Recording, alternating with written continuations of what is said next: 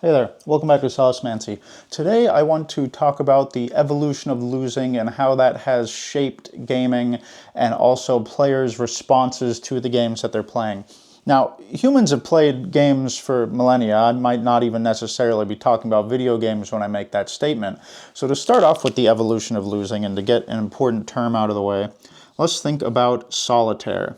Now, solitaire, as you may know, as it's on most computers, or at least was when I was younger, I don't know if it is anymore, is a card game. You just play it with a typical deck of cards, and basically you separate the cards into piles, and your goal is, through the rule set of whatever version of solitaire you're playing, you want to make it so that all the stacks of cards, all four suits, are in these four piles, numbered ace to king. They're all lined up perfectly, and there's different ways you can get there. But the point that I want to make with talking about solitaire is solitaire introduces us to something that is important to understand, which is a hard loss or win state. Now, what does this mean? It basically means that you win or you lose, and that's it. Game over. And this happens, again, no matter if you win or lose. Now, losing in solitaire generally means you've somehow put yourself into a position in which there are no longer any cards that you can move around from pile to pile. It is impossible to progress. There's nothing you can do. That's it. Game's over. Winning is, of course, when you get all of the things stacked up properly. And whatever the case, once that happens, you reshuffle your cards, you deal them back out. Now, how does loss encourage the player here? That's something that I want to understand. And in solitaire, the loss encouragement comes from mastery. You're here, I forgot this guy's tail, there we go. You're here, you're playing your game, and maybe one round you manage to get way more cards in the pile than you had before. You still lose, but there's a lot more cards in the pile, and you go, oh, that was a good attempt. I feel like I'm improving. Even though I lost, there is some way to measure my improvement. I want to keep going until I win. And then even once you win, finally, game's over, you reshuffle the cards. Some players might go, hey, I finally won, that's it for me, I'm all good, my boredom is cured. And for others, it might be the encouragement is to increase the ratio of wins to losses. Winning once is not enough. You want to make it that you lose less. And in those situations, the losing can sometimes become a bit of a discouragement or an encouragement if you notice that it's happening less. If you're all of a sudden getting one loss every 10 games, that's an encouragement even when you lose, because it's like, oh, I know my ratio is going up. But if your goal is to have a really good ratio and all of a sudden you start losing a lot, it might be a discouragement. So that's a very simple example just to get that definition across. So now I want to talk about arcade games. Now, arcade games were incredibly popular many decades ago. You had these big machines up here, you had your little doodads, you used to play them. And probably one of the most memorable arcade games from that period was Donkey Kong. You have your little guy up here, he's like throwing barrels down this track, and then there's another guy down here, and there's like a little princess up here that you want to save. And the goal is to get up the track and save the princess, right? But when you get to this win state in the game doesn't end. It just keeps going. There is sort of an end if you get to the point where the code can no longer sustain the length of your gameplay, but that doesn't happen for quite a while. There's technically a win state in that you break the game. Instead, arcade games had what we would call a soft win. So when you could get to the end, you got the sense of encouragement, it played like a little bit of music, you won, wow. But you didn't actually win. The game was still going. And while the game was still going, you had this little score that was being kept track up here. And, you know, that score would go up and up and up and up and up. And if your score was high enough when you eventually lost, you would go on a leaderboard. You know, it would have you enter your initials, and it would be like, wow, you're such a cool guy. Look at you. You're like the best person to have ever played this game at this machine. And now, this was still a hard loss. You know, once you lost the game, all your progress was gone. You had to start from the beginning. At least for this specific type of arcade game. The encouragement here was that if you lost and you got, you know, a score and it was middle of the pack of the leaderboard, it wasn't like too crazy, but it was pretty good. Your encouragement from that loss and from the information that you're presented on the loss is to keep going until your score gets better and better and better and better, and, you know, keep improving. And the score metric was also used as a way to, of course, encourage players to put in more money. And so losing and the information you got on loss was a monetary tactic. That was also why these games are generally remembered to be pretty hard, because a hard game generates more money than an easy one. And now, there were some different arcade games during this period which did actually have a money-based soft loss system, which, let me get into what a soft loss is real quick. So let's talk about soft loss.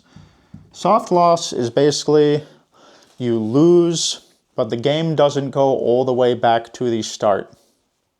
I think a very good example of that in an arcade setting was, you may have played it, it was a ridiculously hard beat 'em up. It was based on The Simpsons. I have very fond memories of this game because basically every single quarter that I got during the summer when I was growing up went into playing that arcade game.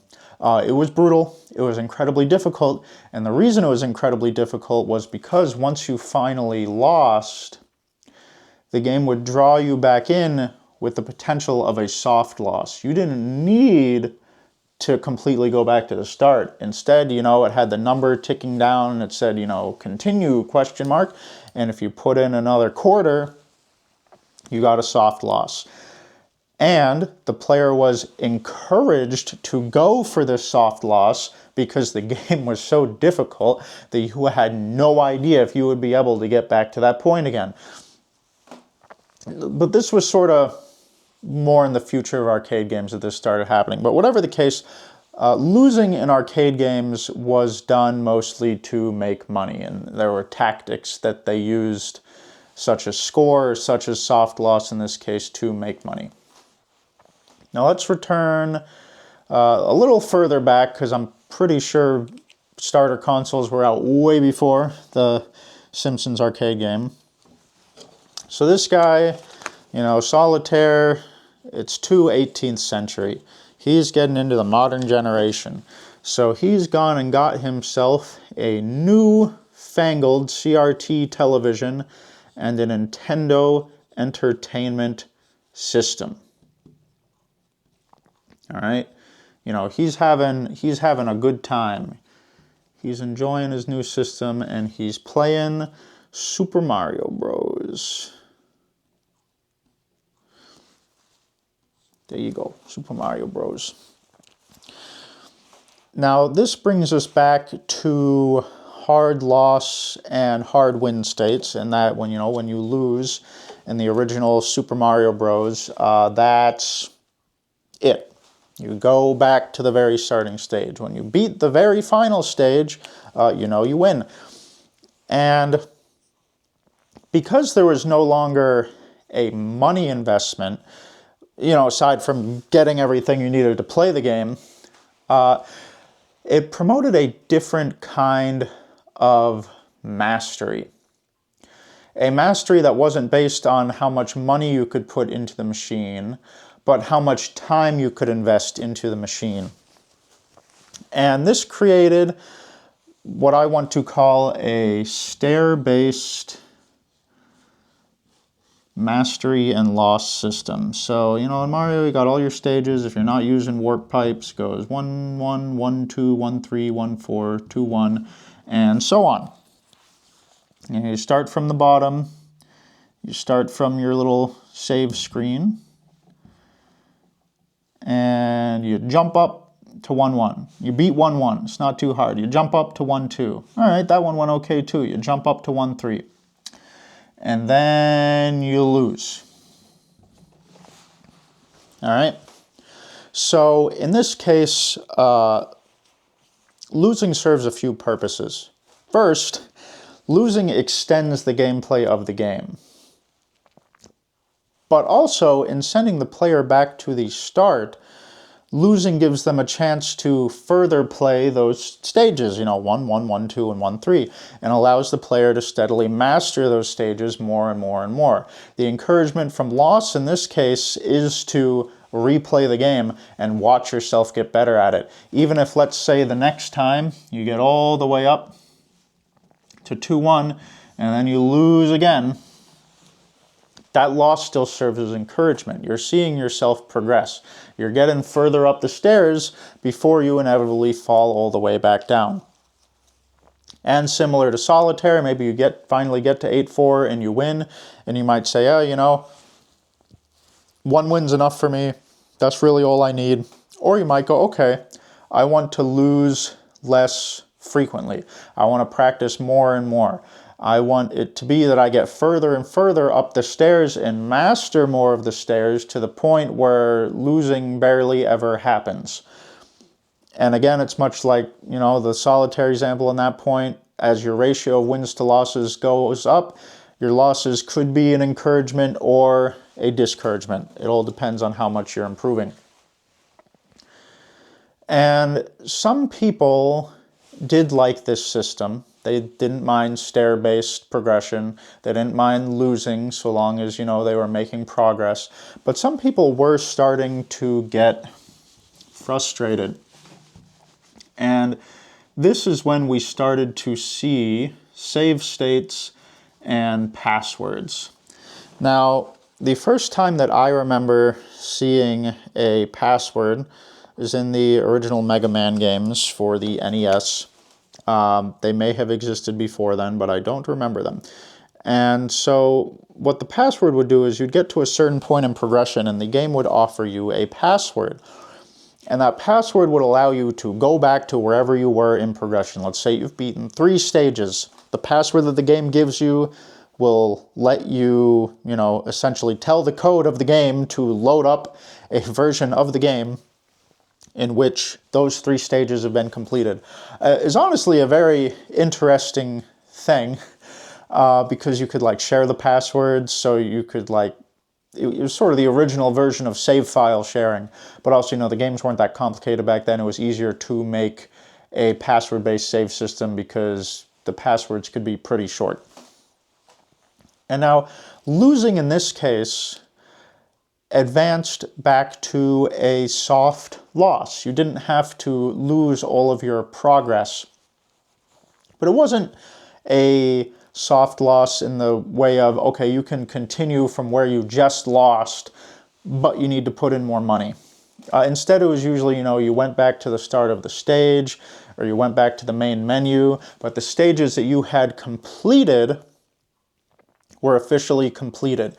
So instead of this, you know, stair model where you could fall all the way back down the stairs, it was more so like a hurdle model. So you're here, you're on the track, there's all these hurdles, but once you jump over one, that's it. You've made it over the hurdle. Even if you were to trip and fall backwards, you're probably not going to fall back over that hurdle. You're just going to be here between the 2 hurdles, and then you can get back up, and then you can try again to jump over the second hurdle. So that was the sort of lost state that we were at. And this helped with players who couldn't handle like a complete hard lost state, which is fine. Not everybody wants to completely replay through a video game.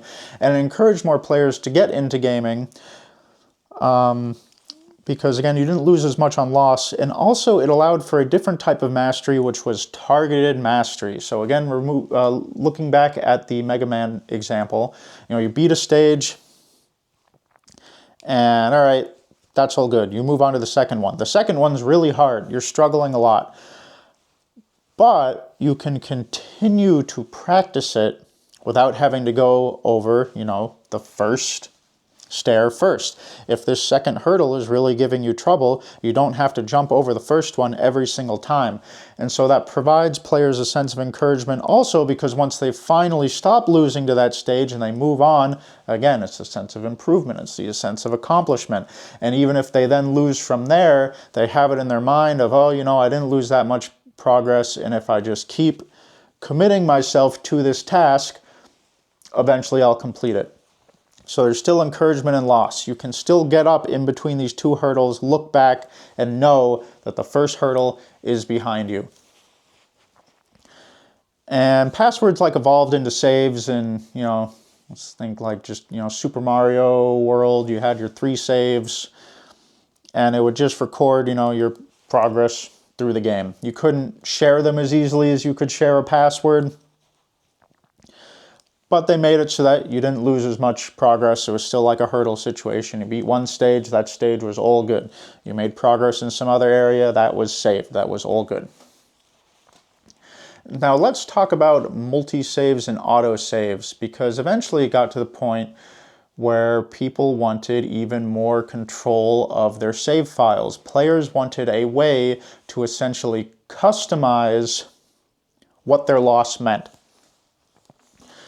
Because allowing the player to manually save or to have an automatic save system in place makes it so that the player will lose much less progress.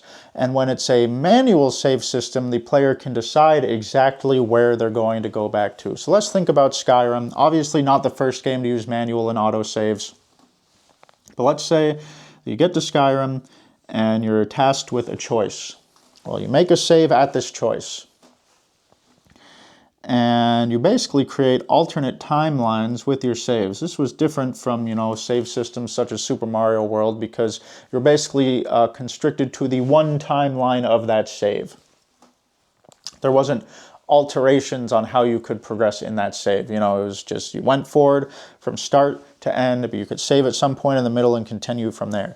But once we got to save point customization, you could create all these alternate timelines. And when you lost, you could choose which one of these you wanted to go to. It was a customizable system of losing. And so let's say, you do these 2 major choices, then you just decide eventually, you're like, this choice over here kind of sucks, it's not fun, I don't like any of the quests over here, I'm just going to abandon this. And you use that loss to switch timelines over here. Now this encourages players to do quite a lot of things. It encourages exploration.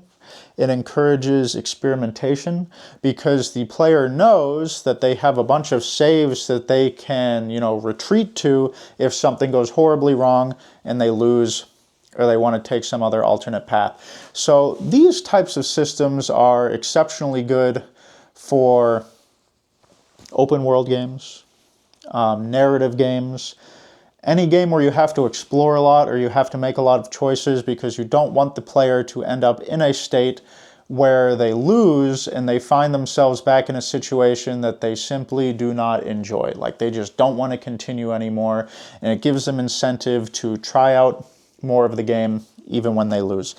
And also, just players having some level of customization usually makes them dislike losing less as it is. Which gets into the next thing of lost state difficulty. Now again, not the first game to do this, but let's talk about just Minecraft. Now, Minecraft had a hardcore mode. And in normal mode, you'd just, you'd be mining your blocks, tap, tap, getting your iron, getting your diamonds, yada, yada.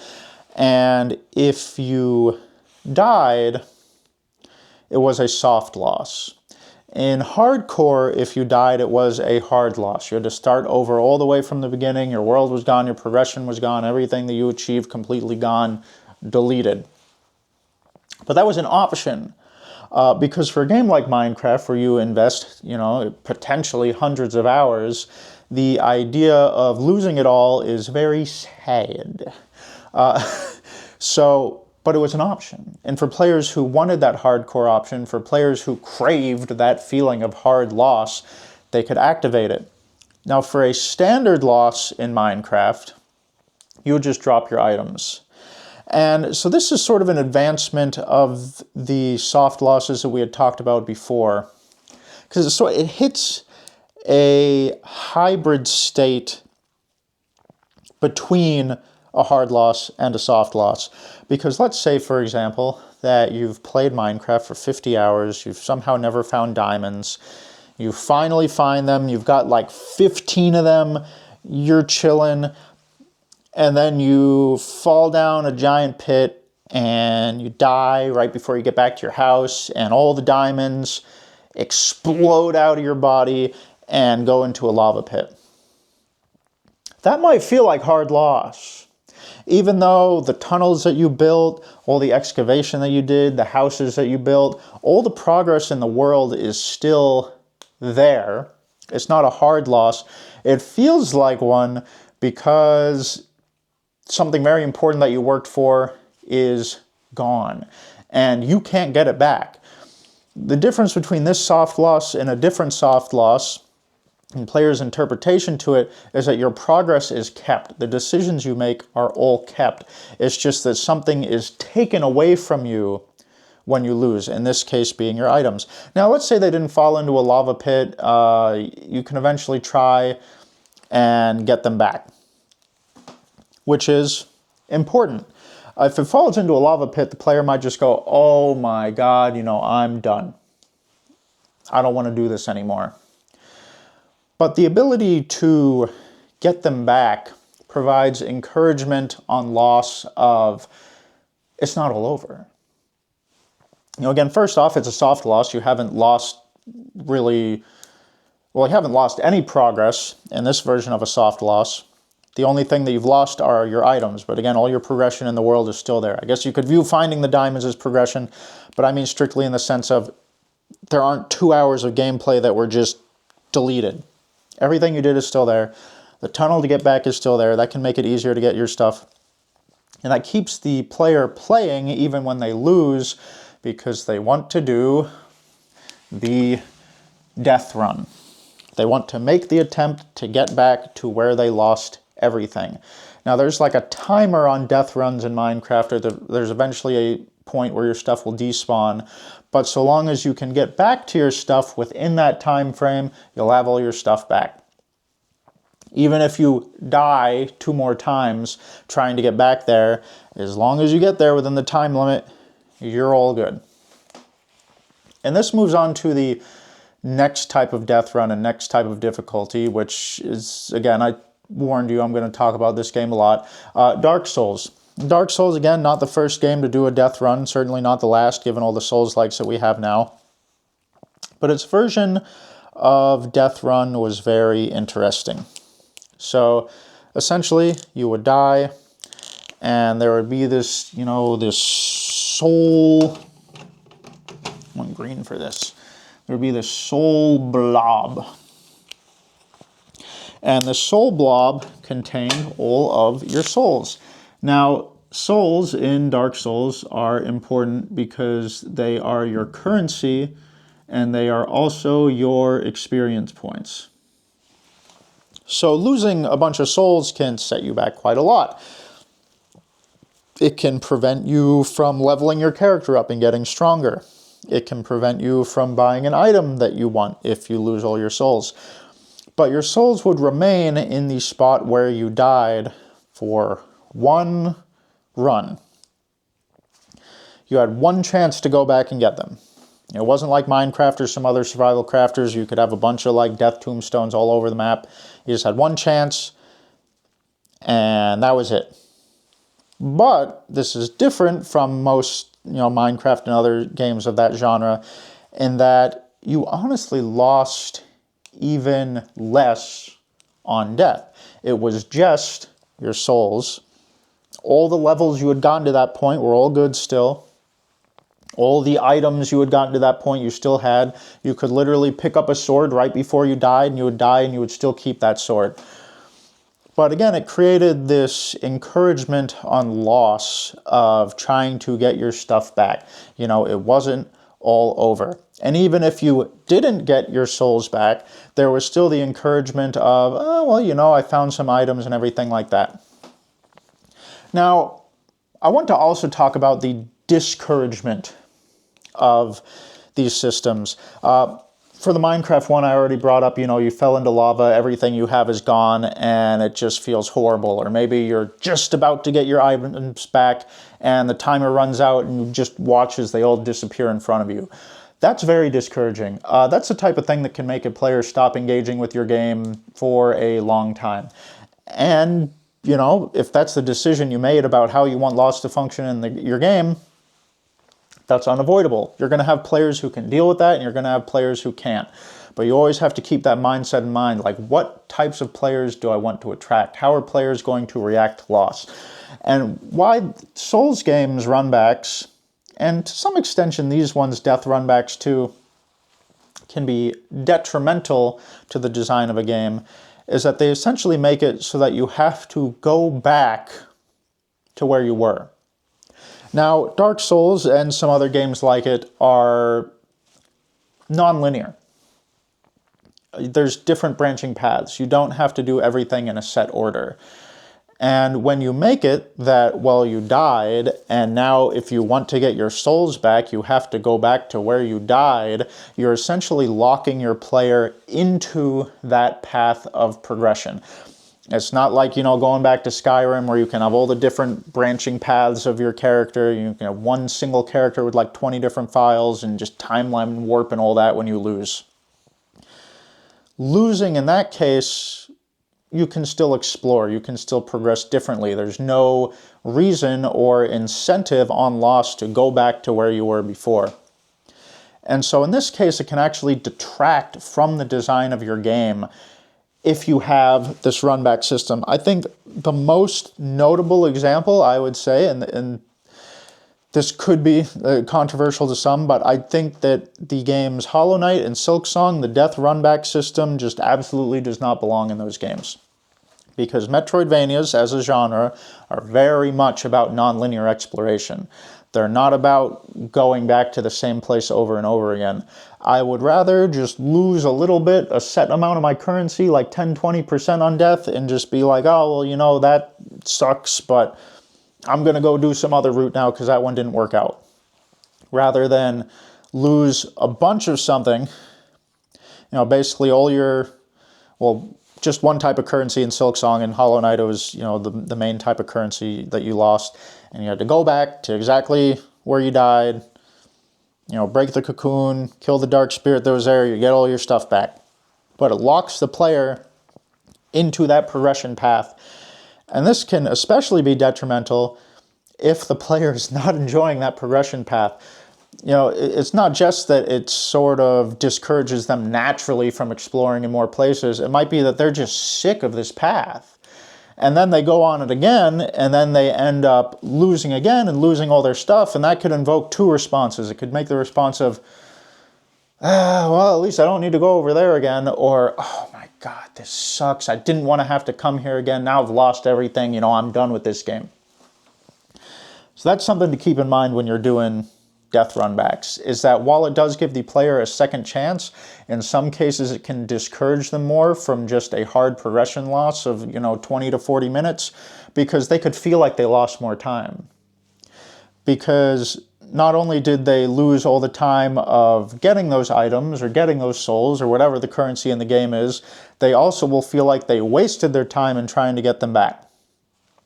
And they could even feel, like I said, like it's keeping them from other parts of the game. So it's a bunch of stuff to consider there. Now, there was a period in gaming, which is still ongoing, in which something called a roguelike took over. Now, it's a very tenuous term and it doesn't really mean anything, but generally speaking, a roguelike is some type of game with a level of random progression, and there's usually a hard loss and a hard win state. So let's take Binding of Isaac. It's a relatively pretty well-known roguelike. You know, you're running around, there's like weird, creepy brain monsters and stuff floating. You're shooting your tears at them, yada yada. And when you lose, that's it, you lose. You go back to the character select screen. When you win, you win. Good job, you did it. This returns, sort of harkens back to the older ages of, NES, SNES, more classical games. Most save states were just like a quick save state, just so you could like take a break. Some roguelikes didn't even have save states. You had to do everything in one run, which is usually why they were a bit shorter than the most traditional games. But a lot of roguelikes introduced something which is called horizontal progression. And horizontal progression is a novel system, and that it rewards you for losing. It can reward you for winning too, but in a lot of cases, because roguelikes are very hard, it's usually that you're getting the rewards when you lose. So let's say that you lose, and then you unlock an item because you did something during that run, or maybe you got enough points during that run, and this isn't Binding of Isaac specific anymore. A bunch of roguelikes do horizontal progression different ways. But the next time you play the game, you can find an item that lets you shoot laser beams out of your eyes. And you're like, oh my god, that's so cool. I like this way more than the option that I had before. And so the player is encouraged to keep playing even on a loss because they want to see the new stuff. Now this is interesting in that it sort of compounds on the stair-based system, because not only do you want to see new items, you want to see new levels. It gives you the sense, horizontal progression and unlocks through loss give you the sense that there's so much more of the game to see.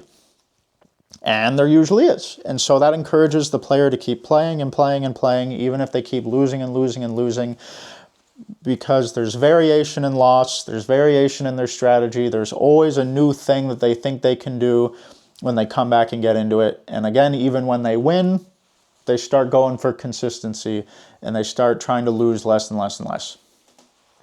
And this gets into the final aspect of the evolution of loss, which is roguelites and meta progression. Now, meta progression is something I don't necessarily like. And when we look back at the evolution of losing, we can see why I don't like it. So when you're in a game that's a roguelike and you have meta progression, let's say that you're doing a run, you got this sword you found, and when you lose, you go all the way back to the start, but your sword gets longer. This is just your set weapon for this roguelite. And maybe next time that you lose, you have the option to make your sword deal more damage, or get longer again, or be set on fire, and yada yada. This is a simplification of it. Or you can get, more health. Whatever the case, when you lose, you get to just upgrade your character. And it makes it so that the encouragement from losing is that you still won. You're still progressing. And, until you win the game, basically all of your progression is coming from losing. Now, part of the reason why I don't particularly like this when it comes to the evolution of losing and whatnot is that losing matters to a player, and losing encourages a player. because they have the potential of winning. And they can measure their improvement in the game, looking back at the stairs system, by how far they got up the stairs. They can measure their improvement in, how fast they get through an area. But these are independent from upgrades. And when you're playing a game with a meta progression system, it begins to make the player feel like winning is a foregone conclusion. If they keep playing, eventually they're going to win. And not through mastery, but simply because the game keeps making them stronger when they lose. Now, there are games where you can sort of outgrind content. Even in a Souls game, you can get to a point where you can be like, oh, these enemies are relatively easy to kill and they give me a lot of souls, so I can safely raise my level up and up and up and up, and eventually I can outlevel the combat. But in doing that, you're still reaching some level of mastery and you're still putting yourself at a risk of loss. Those enemies could still destroy you, and then you would lose all the souls that you farmed and you wouldn't be able to level up. Or if you're getting better and better at fighting them without losing, then your grinding strategy gets more efficient. And though it will get easier as you level up, it's also getting easier because you're getting better at it. And that's not to say that you don't get better at roguelites. There are plenty of roguelites that you get better at. But it takes away from a feeling of accomplishment when every single time you go back to the start, you're getting stronger. Like, imagine the stair example, and all of a sudden, you go back to the start, and then this guy gets these. That does not look like a shoe. These were supposed to be shoes. I'm getting rid of those.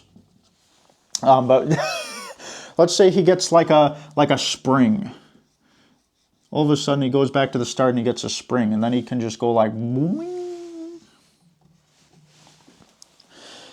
The spring essentially makes the first few stairs so trivial that they no longer matter anymore, in the same way that meta progression can make the first few stages of a roguelite basically not matter anymore because winning has become a foregone conclusion because your meta progression has made you so strong. And not only that, it encourages this sort of design where you almost want to force the player to lose. Like, you want to put them in a position where their numbers simply aren't good enough. They're basically destined to lose.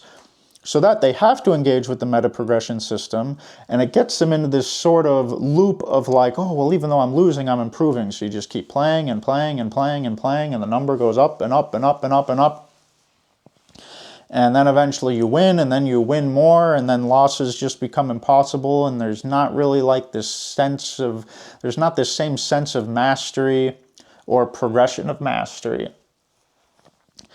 And not only that, the player can't really, their experience is very curtailed. It's not like a customizable save system, going back to a narrative game where there's different paths to explore and yada yada. It's essentially just all thrown at the player by the developer's design to keep them as hooked as possible and to make losses feel like winning.